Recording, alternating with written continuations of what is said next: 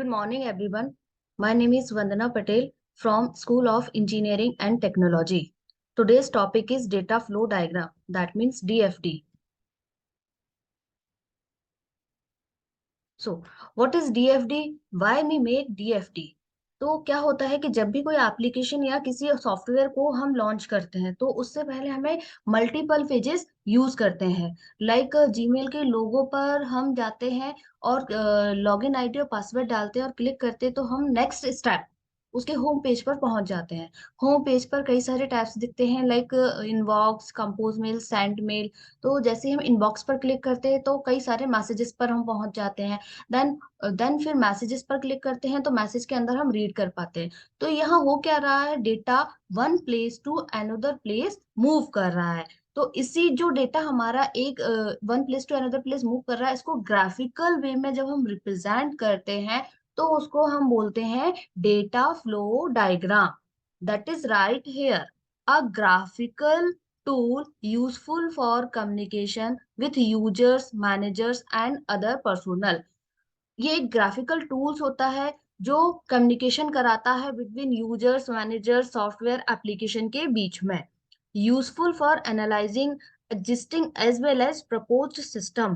देखो, कोई भी सॉफ्टवेयर जो होता है रातों रात बन के तैयार नहीं होता है। उससे पहले कई सारे एनालाइजिंग हमको किया जाता है। लाइक फर्स्ट पेज कौन सा ओपन होगा, आफ्टर दैट कौन सा पेज ओपन होगा, आफ्टर दैट कौन सा पेज ओपन होगा।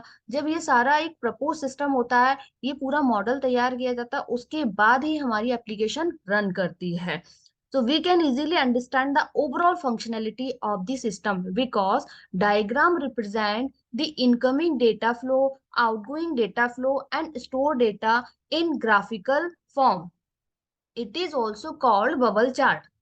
It describes how data are processed in a system in terms of input and output. Relatively simple and simple techniques to learn and use. Types of DFD. There are the two types of DFD. First one is logical DFD. Second one is physical DFD. So logical DFD just like a thought system, like a data flow। कैसे data हमारा flow कर रहा है, कैसे data one place to another place move करेगा, क्या इसके merit हो सकते हैं, क्या डीमेरिट्स हो सकते हैं, क्या इसमें रिस्क हो सकती है, क्या इसके एप्लीकेशंस हो सकती है, क्या इसके एडवांटेज हो सकते हैं। तो जस्ट लाइक हम केवल सोच रहे हैं कि हमारा जो भी सॉफ्टवेयर बनेगा तो इसमें क्या क्या हमको रिक्वायरमेंट्स होंगी।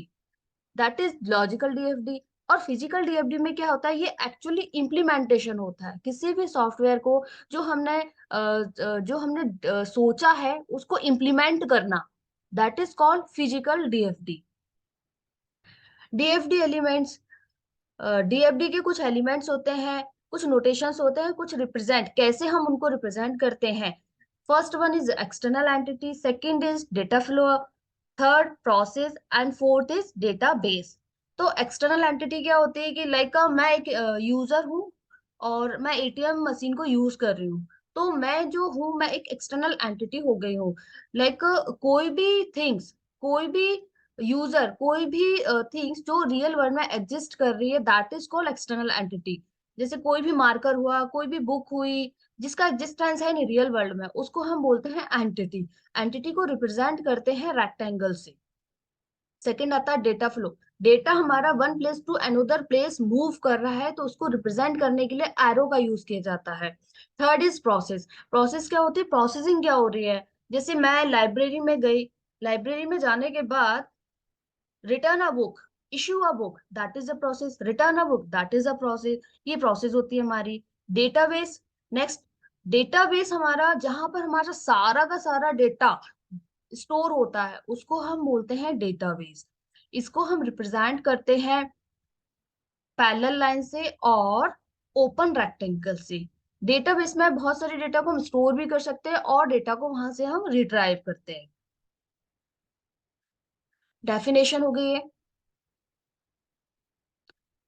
Rules of data flow. Data flow के जो डीएफडी हम बना रहे हैं उसके कुछ रूल्स भी होते हैं जिनको हमको फॉलो करना पड़ता है। जैसे data can flow from, data can not flow from. External entity to process. External entity to process का मतलब होता है कि कोई भी एंटिटी डायरेक्टली डेटा प्रोसेस कर सकता है। किसी भी एक्सटर्नल एंटिटी से डेटा हमारा प्रोसेस तक फ्लो हो सकता है। लाइक मैं एक यूजर जब किसी एटीएम को यूज करता है तो यूजर क्या होगा, एक्सटर्नल एंटिटी, और एटीएम मशीन क्या होगी, प्रोसेस।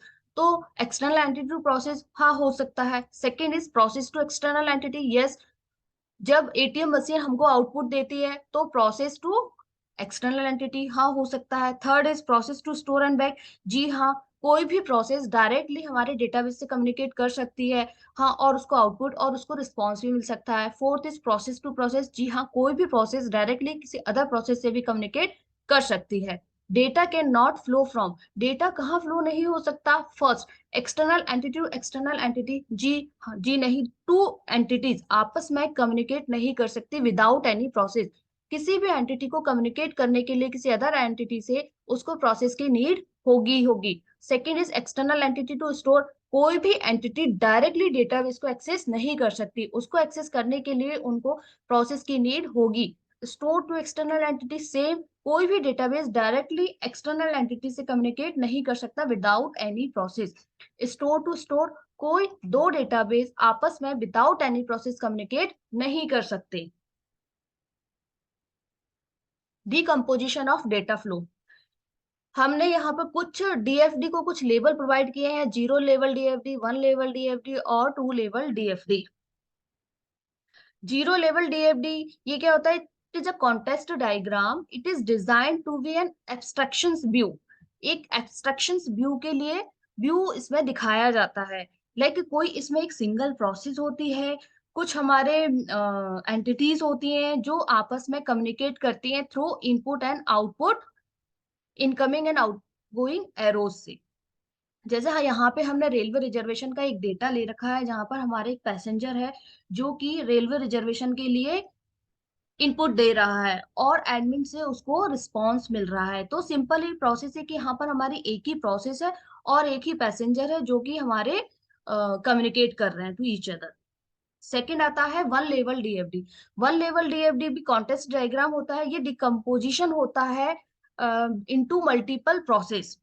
इसमें हमारी कई सारी प्रोसेस आ जाती हैं। लाइक जैसे कि डायग्राम में शो हो रहा है कि एक पैसेंजर है जिसने रेलवे रिजर्वेशन के लिए सबसे पहले वो इंक्वायरी भी करेगा और रिजर्वेशन भी कर सकता है।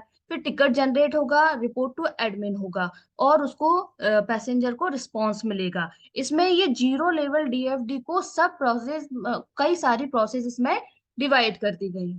थर्ड वन आता है हमारा 2 लेवल डीएफडी, जैसे कि ये क्या होता है, फर्स्ट लेवल डीएफडी का और डीपर पार्ट्स होता है। इसमें कई सारी और भी नेसेसरी इंफॉर्मेशन को हम ऐड कर देते हैं, इसका डेटा फ्लो शो करने के लिए, ग्राफिकल वे में रिप्रेजेंट करने के लिए कि जब पैसेंजर हमारी इंफॉर्मेशन इंक्वायरी करेगा, इंफॉर्मेशन रेलवे रिजर्वेशन के लिए इनपुट देगा, तो कई सारे प्रोसेस तक होते होते उसको बहुत सारी प्रोसेसिंग होते होते उसको रिस्पॉन्स मिलेगा। लाइक इंक्वायरी भी हो सकती है, इंक्वायरी करने के बाद रेलवे रिजर्वेशन के लिए वो रिक्वायरमेंट देगा, देन सर्चिंग भी होगी, सर्चिंग होने के बाद की बर्थ अवेलेबल है और नहीं है। टिकट अगर हमारा कंफर्म हो जाता है तो वह वेटिंग में भी चला जाता है, फिर कंफर्मेशन प्रोसेस रहेगी, टिकट जनरेशन प्रोसेस रहेगी। और जब ये यूजर नेक्स्ट टाइम इंफॉर्मेशन को, इसमें जो यूजर की इंफॉर्मेशन होती है वो सेव होकर हो जाती है ना, सेविंग के लिए भी हम एक प्रोसेस फॉलो करते हैं इसमें, कि जब नेक्स्ट टाइम जब हमारा पैसेंजर नेक्स्ट टाइम रिजर्वेशन करेगा तो उसका ऑटोमेटिकली ही उसकी सारी की सारी इंफॉर्मेशन जनरेट होकर आ जाए। तो ये थे हमारे कुछ लेवल्स ऑफ डीएफडी जिसमें कि ओवरव्यू दिखाया गया है पूरी की पूरी प्रोसेस का। नेक्स्ट आता है examples of how DFDs can be use. हमारी जो डीएफडी है, डेटा फ्लो डायग्राम, कहाँ कहाँ यूज हो रहा है। In many fields, many areas में डीएफडी का हम यूज कर रहे हैं। Like DFD in software engineering में भी यूज हो रहा है, DFD in business analysis, DFD in business process re engineering, DFD in agile development, DFD in system structure. Simple सी वे है कि डेटा फ्लो डायग्राम एक ग्राफिकल रिप्रेजेंटेशन होता है जो कि यूजर को उसकी रिक्वायरमेंट के अकॉर्डिंग हमको भी सारी इंफॉर्मेशन शो कर देता है। Thank you for watching.